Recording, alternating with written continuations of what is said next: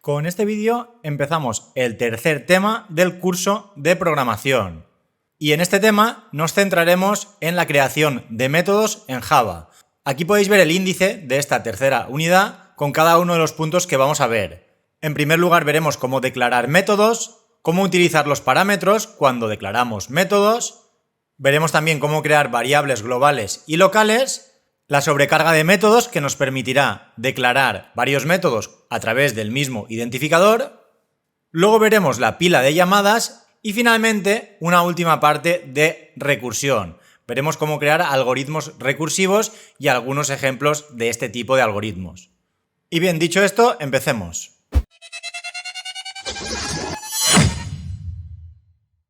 En programación, en muchas ocasiones, debemos repetir un mismo bloque de código para resolver un mismo problema, pero que utiliza datos distintos. Como por ejemplo, pues si tuviéramos que obtener la media de un conjunto de valores, realmente este cálculo siempre se hace del mismo modo. Sumaríamos el valor de todos los elementos y luego dividiríamos por la cantidad de elementos. El proceso siempre es el mismo. Lo único que cambiará pues serán o la cantidad de datos o los valores de esos datos.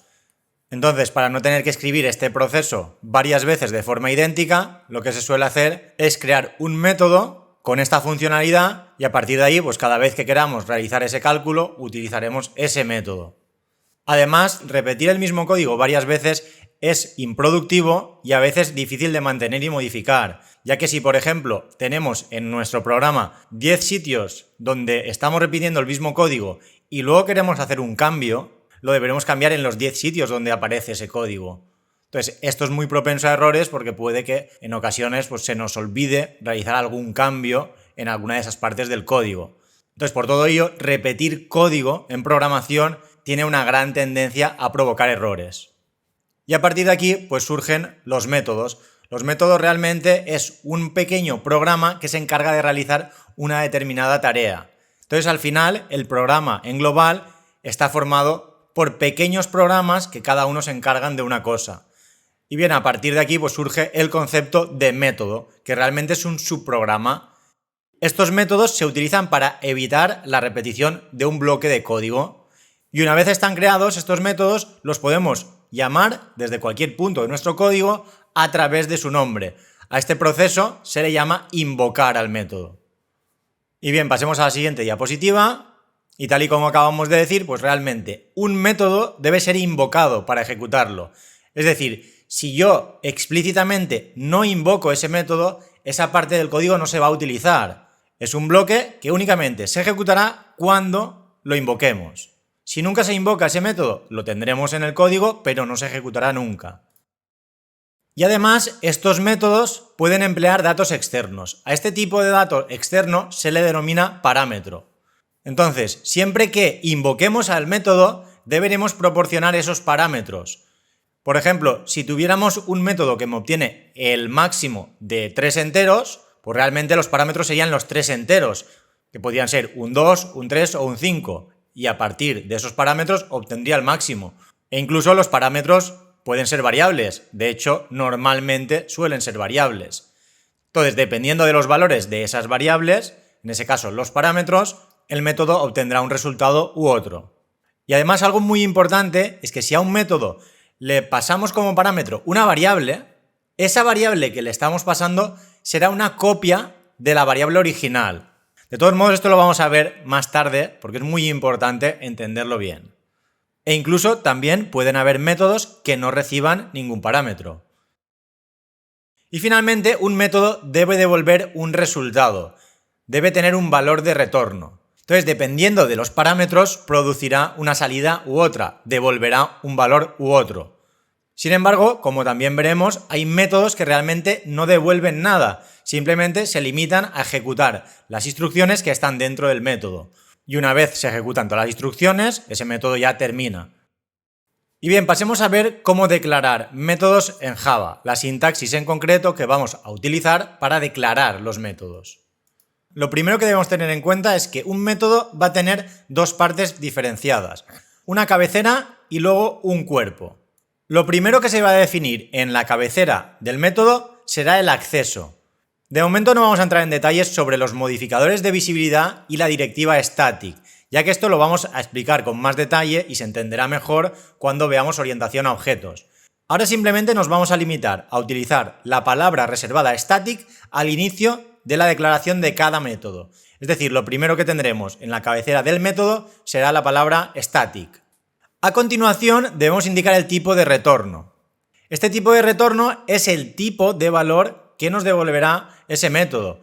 Pueden ser tanto tipos primitivos de Java como objetos, ya sea un int, un string, un char, un boolean, cualquier tipo de dato de los que vimos en la unidad anterior.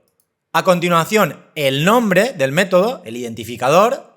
Aquí tenemos las mismas reglas que cuando declaramos variables. Y luego una lista de parámetros. Y de cada uno de esos parámetros, además, debemos indicarle el tipo de datos. Es decir, si por ejemplo el método va a recibir como parámetro un entero, pues debería indicarle int y un nombre también para ese entero. Y finalmente tenemos el cuerpo del método, que realmente son las instrucciones que se van a ejecutar cuando lo invocamos. Dentro de ese cuerpo podemos incluir cualquier tipo de instrucción. Podemos declarar variables, utilizar bucles, condicionales, asignaciones e incluso, muy importante también, dentro del cuerpo de un método podemos invocar a otro método. Y bien, pasemos a la siguiente diapositiva para ver un ejemplo de cada una de estas partes que acabamos de ver. Aquí tendríamos en la parte superior un método y abajo un ejemplo de invocación. Y bien, en primer lugar tenemos aquí en verde lo que es la cabecera y la parte así un poco más en rojo lo que sería el cuerpo del método. En la cabecera tenemos static int suma y entre paréntesis int a, int b. Esto es un método que se llama suma, que devuelve un entero y que recibe dos parámetros. Los parámetros van entre paréntesis y separados por comas. Entonces tenemos un primer parámetro de tipo entero que se llama a y un segundo parámetro de tipo entero que se llama b. Entonces, luego dentro de estas llaves yo voy a tener los valores de a y b disponibles, ya que son los datos que le pasaremos al método cuando lo invocamos. Aquí en primer lugar tenemos el acceso, que sería la palabra reservada static, que de momento la vamos a incluir siempre al principio. Luego tenemos int como tipo de retorno, suma, que sería el identificador, es el nombre del método, y luego, entre paréntesis, la lista de parámetros. Esta lista puede estar vacía. Si está vacía, importante, los paréntesis también deben estar, aunque no haya nada dentro. Y si hay más de un parámetro, separados por comas. Y bien, luego pasemos a ver el código de dentro del método. Siempre un método va entre llaves. Entonces, lo que hará será ejecutar cada una de las instrucciones que estén dentro de esas llaves hasta que encuentre un return. En el momento que tengamos la instrucción return dentro de un método, lo que hará será devolver el valor que tenga a la derecha del return y el método termina. Entonces aquí tenemos dos instrucciones dentro del cuerpo del bucle. La de arriba es una variable local del método y la de abajo es la instrucción de retorno. En este caso, estamos declarando una variable dentro del método, int resultado igual a más b. Realmente en esta variable está guardando la suma de los valores de los parámetros. Y una vez se almacena en la variable resultado, luego en la siguiente instrucción se devuelve el valor de esa variable resultado. Entonces, para que se entienda esto mejor, vamos a ver la parte inferior donde tenemos la invocación a ese método. Estas tres instrucciones se supone que están en un main. Entonces, ese main tiene la capacidad de poder llamar a esos métodos. En primer lugar, declaramos dos variables, valor 1 y valor 2. En cada una de ellas se guarda un 1 y un 2. Y luego declaramos una variable c, donde guardaremos el resultado de invocar a la función suma. ¿Y qué pasamos entre paréntesis? Pues dos enteros. Aquí en este caso las variables valor 1 y valor 2. Entonces se debe tener en cuenta que cuando invocamos un método, los parámetros deben ser compatibles. Es decir, si el método suma como primer parámetro es un entero, yo no puedo poner aquí una string, sino esto me dará un error.